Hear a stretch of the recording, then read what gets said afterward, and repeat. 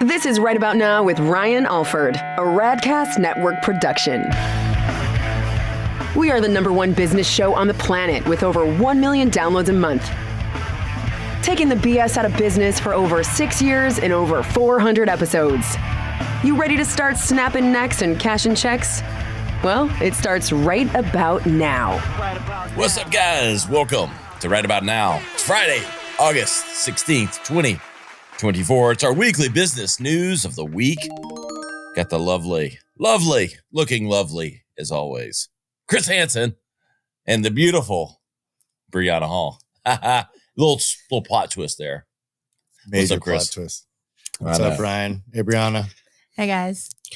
What's happening, people? All you party people?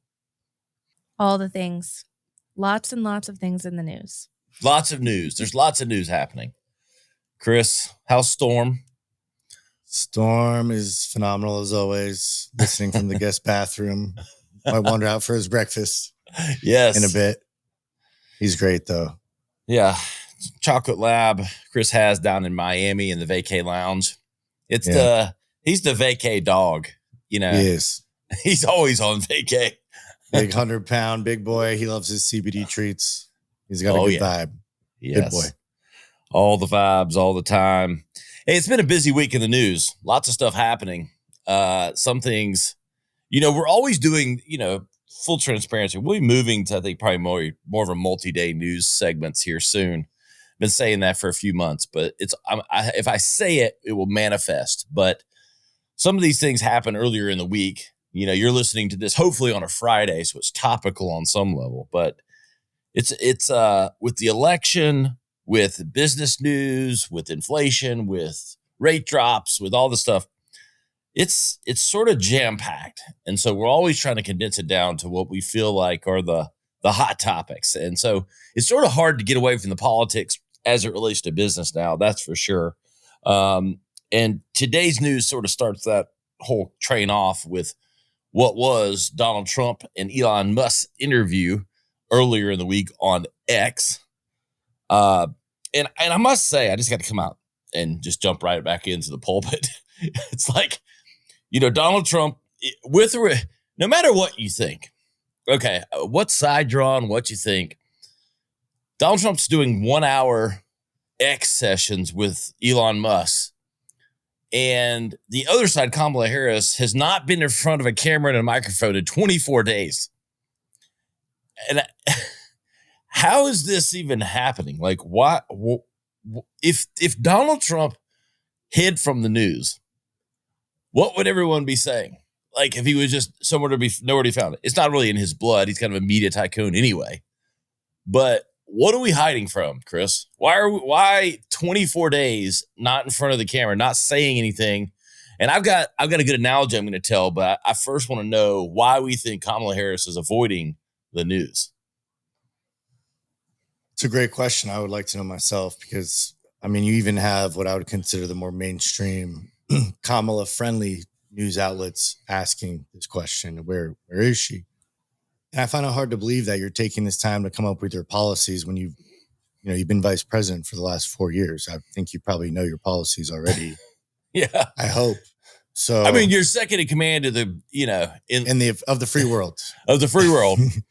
And so if you didn't align with your president's policies, you wouldn't be his vice president, and you counseled him for the last 3.5 years.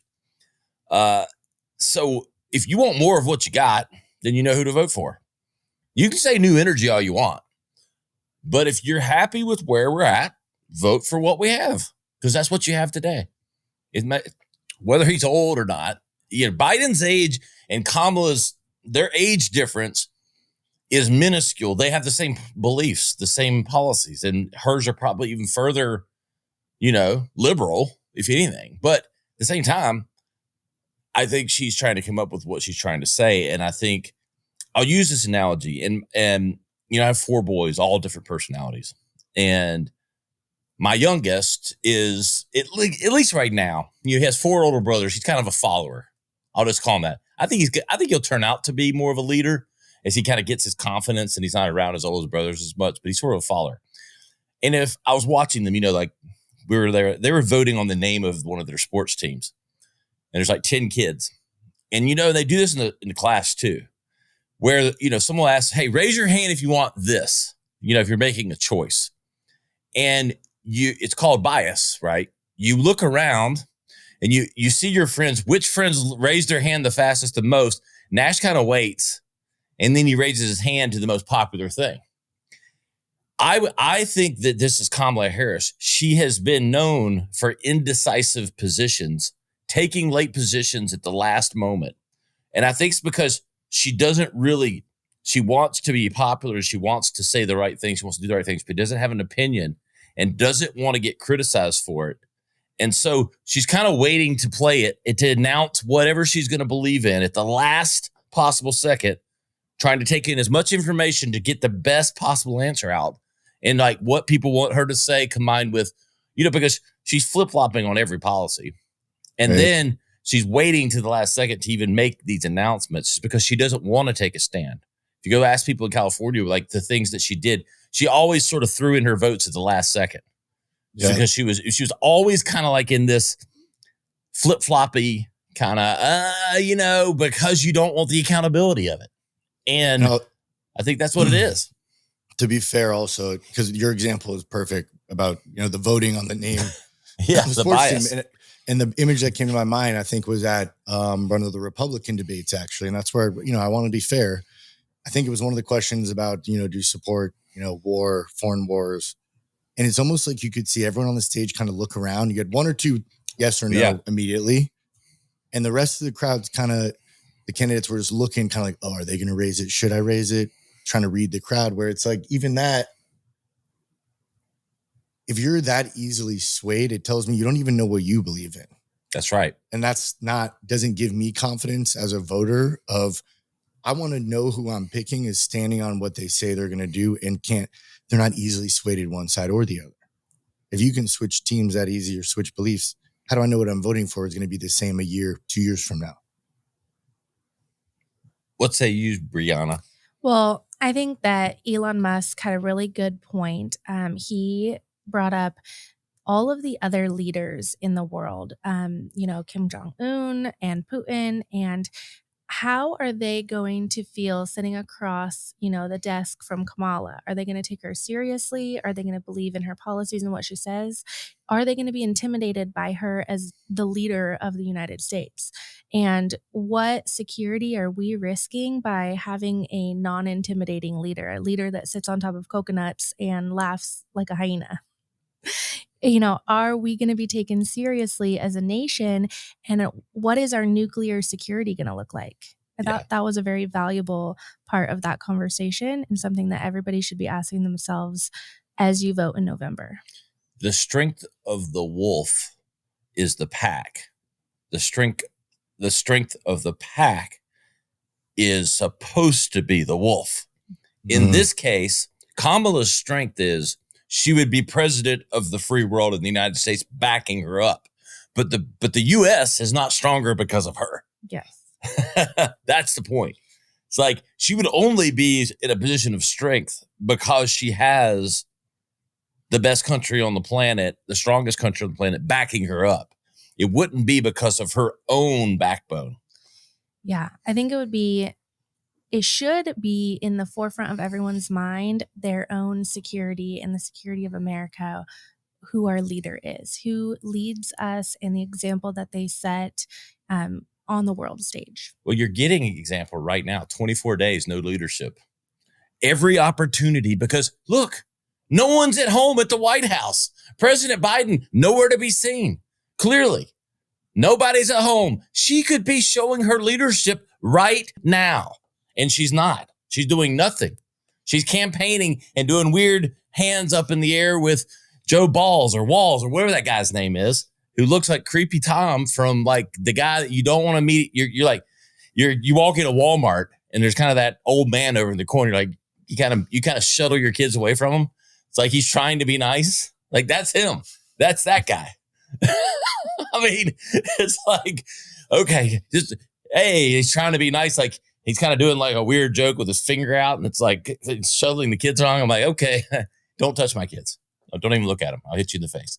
Like, anyway. It's a very descriptive example. You guys know who that guy is. You know who he is. Yeah. You know who that guy in Walmart is. You know him.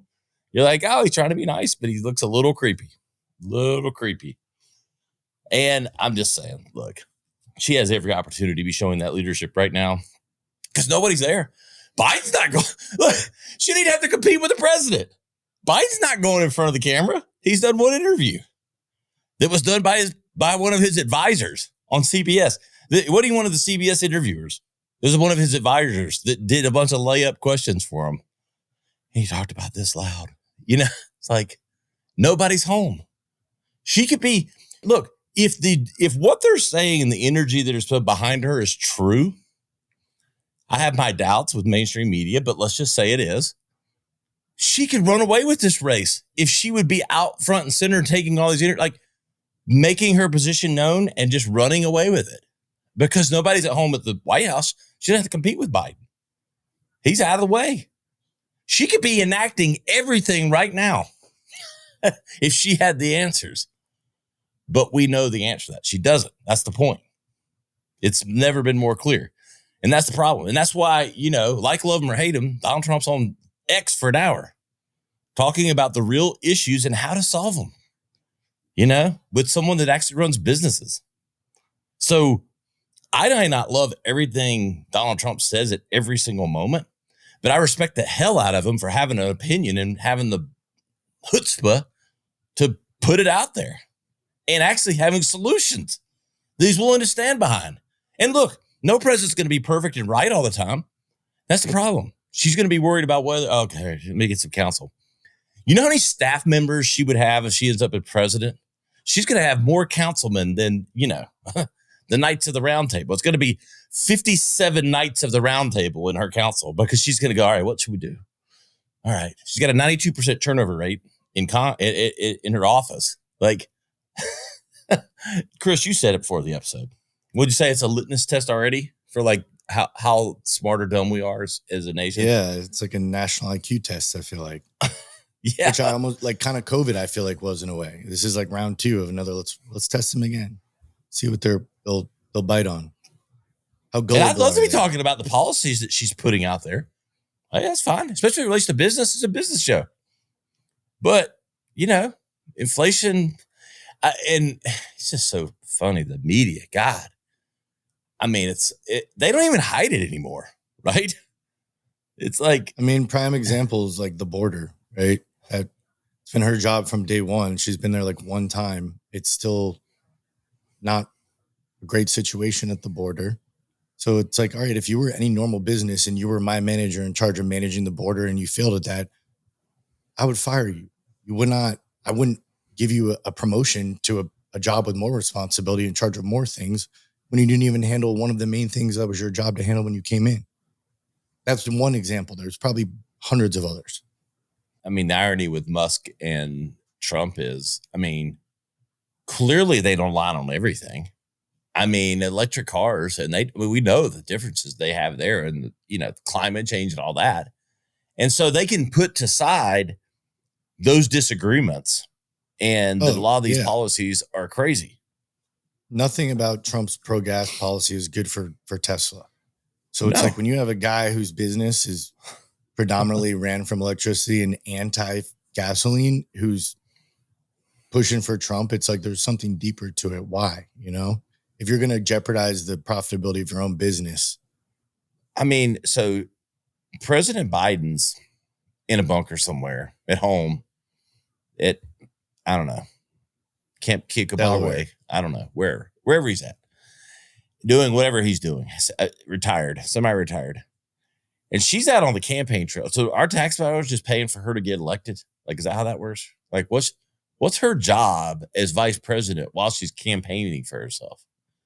Now, I recognize there have been other vice presidents that have campaigned before. So it's less necessarily, but in this case, it's her. So with a president that's not sort of capable, it's back to her. She could be, she's the candidate. She could sort of be running the country. I'm not saying I want that. I'm kind of glad she's not. I'd rather keep campaigning. We don't need you running the country. But, who is running it and who's paying for that? I guess we are. It's tax dollars, right? Like when she campaigns for 5 days and getting tax, she gets paid by us, our tax dollars, to be the VP. Are we paying? Are we indirectly funding her campaign? Hey, these are deep thoughts here by Jack Handy. Anyway, I will say this. The one thing that will pay the bills, if you really want it, is our good partners, Branded Bills. Because look, you want an inflation buster? It's called new business. We don't sit around waiting for checks. We get new business. You know how you get new business? You brand yourself. You get top of mind awareness. You know how you get top of mind awareness? It's called branding. You got to feed the top of the funnel to get to the bottom.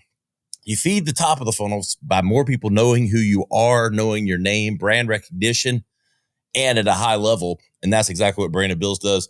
It's 90 degrees here in South Carolina, but I almost put this hoodie on because it's like a warm blanket around my heart and around my neck.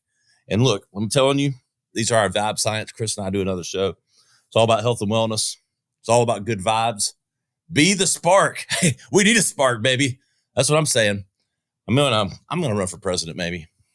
President of the Branded Bills Club. That's what I'm talking about. Yes. So look, this is like, I'm telling you, I don't even want to take this off now. I'm going to leave it on my shoulder the whole episode now because it's so soft and makes me feel calm and warm. I start thinking about Kamala and I get all upset and I just need a warm blanket. I got my Branded Bills. It is the best. I'm telling you, you want new business, you got to get your logo on nice quality merch. They're known for their hats, stay for the hoodies, run for the t-shirts. I'm telling you, they're awesome. We love them. They're the official sponsor of Ryan Alford and Right About Now. Go to brandedbills.com, click that custom button up in the top right button. You're going to thank me for it.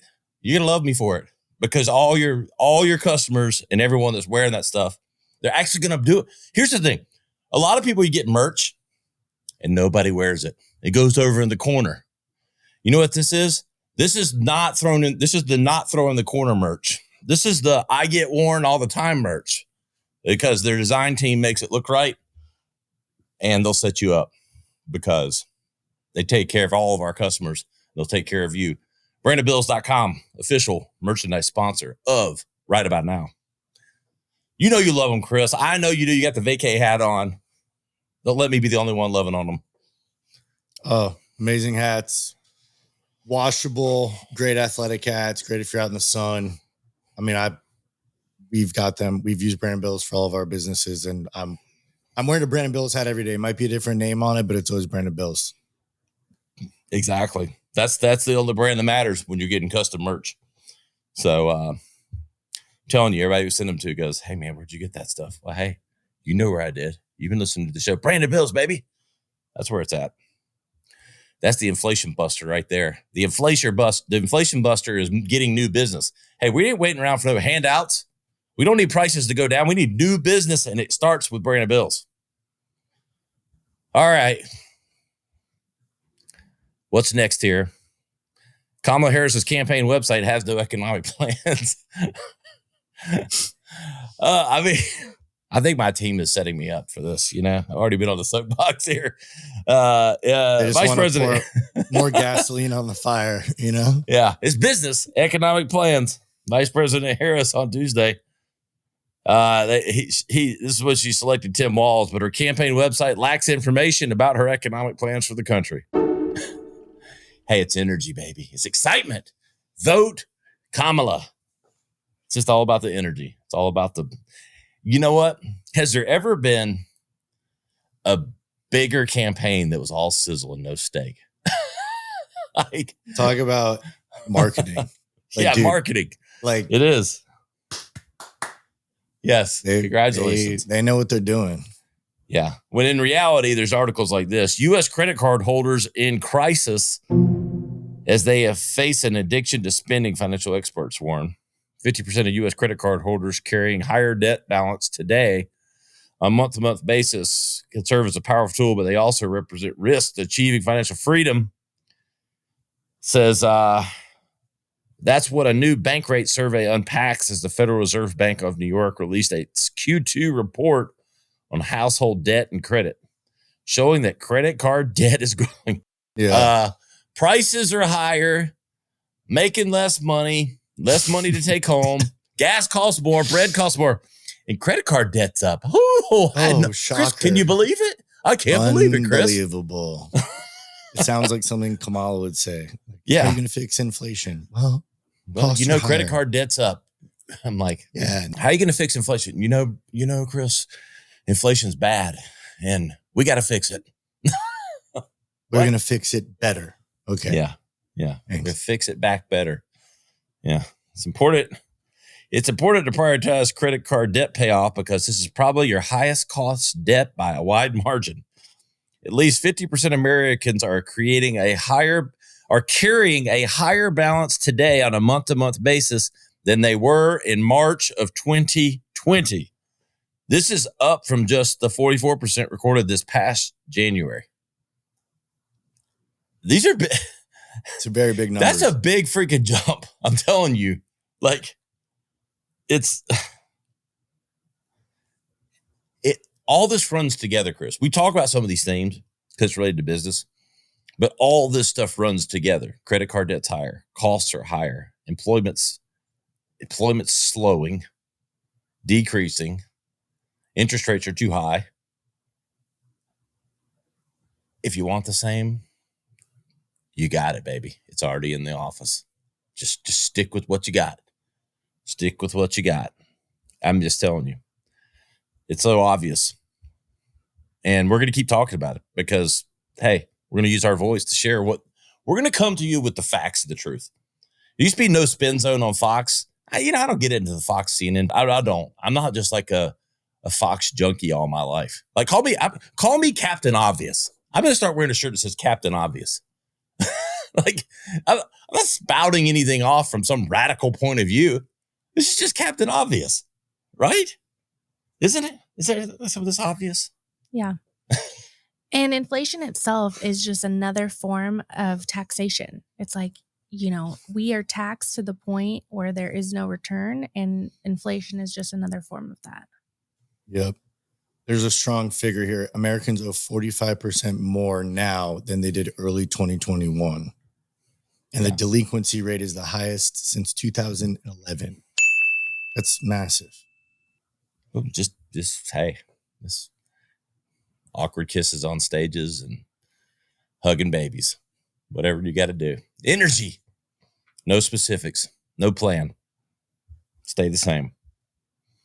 I mean, what about the economy right this second do you like? What's going good for you? That's answer my that question. Is like, it's as simple as like, do you have more financial freedom now than you feel like you had the previous administration? And I think, I don't know about you, brother, but everyone I talk to, no matter what business they're in, it's definitely tighter. Yeah. Every industry. Totally. Every cost is higher. And every going out is higher. Every coming in is at least a little lower, if not a lot lower. That's the problem. And newsflash, people, most of our goods are moved with trucks fueled by gasoline and oil. So when gasoline and oil goes up, because this administration is anti-gasoline and oil, it costs more to get your goods to your grocery store, to the stores near you. It's very simple. Like, you're paying more for goods now. It's so simple when you get to the root of these things. Yes, it is.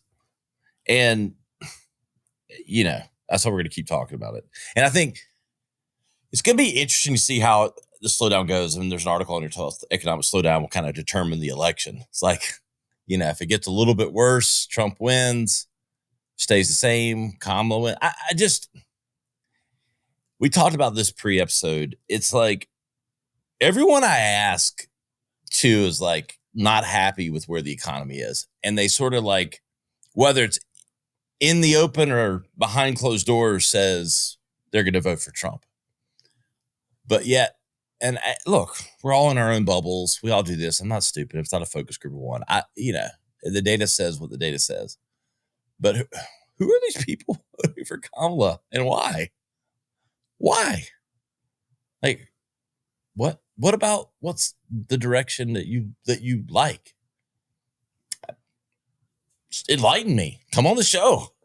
We'll have Kamala Harris on right about now. #1 show in marketing business on Apple. We're nothing. Here's your invite. Come tell us what it is. You aren't going to do it because you won't go on anything else. You know? Come enlighten us. I'd love to. I mean, no one would roll out the red carpet more than this show would. Give you every opportunity. I won't even talk. I'll just listen. I'll talk enough. That's not an easy thing to do, but I will. Just solutions. That's all we want. Hey, it isn't about popularity. It's about policy. So let's talk policy. But we can't talk it because we don't know what hers is. We have to just assume it's whatever's going on today with the White House. So I don't know. Chris, I mean, are you, you feel inflation? I feel it. Yeah, man. Of course. It's like every business costs has went up in every single one of my businesses. And of course it sucks when you have employees and their costs are going up, but revenues aren't going up enough to counter that, right? I mean, that's what I think a lot of businesses are in this, smaller businesses, right, are in this pinch of like, people need the money more than ever, but we're getting clipped on our side too. So that's right. The only winners seem to be the major corporations that have the leverage and the buying power. I feel like going, I go to the grocery store is kind of like where I feel it the most. Like I'll go to the grocery store, and it used to be like, you remember when you go to the grocery store and you roll the cart around and you knew like kind of, oh, this is $100 cart if I've ever had one. It thing's jammed up, man. You got groceries falling over the side. You're like, you're trying to keep a box up. You're like, oh, I spent $100 today. That's a $350 cart now. Yeah. I mean, if you got it filled that much, I could put 10 things in my buggy and it's $104. I got Cheez-Its in there.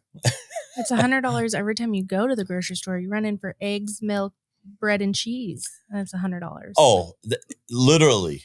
I mean, I feel like, that little guy that's like greeting you and you go into the store, handing you a cart. Some stores, some can't afford them anymore. But the guy he's still there, not the creepy guy at Walmart, the nice guy at the grocery store. And I feel like I just need to hand him a hundo because it's like, oh, there you go. I'm going to spend it. So just go ahead and hold it for me right here. So I don't put it on my credit card and get that balance over 50%. Like, whatever. It's like, come on. Every time you go to the store, if you can, there should be a game. Today, shoppers, if you can spend under $100, we're going to give you a bonus French fries on aisle 4. Like, like something. Like, try to spend under $100 at the grocery store. I dare you. No, you can't. Like, the only way, buy one, get one free. But they're $14. They used to be $6. Like, is this a deal? It's like that family special, double half special I used to give my family. I'll double the price and cut it in half just for you. It's like, what is this? Shoppernomics. It's just Harrisnomics right here. Chris, I can't even imagine in Miami. I mean, like, everything's got to be like quadruple down there. It's crazy. I mean, I am on a meal plan. I mean, even that saves me money.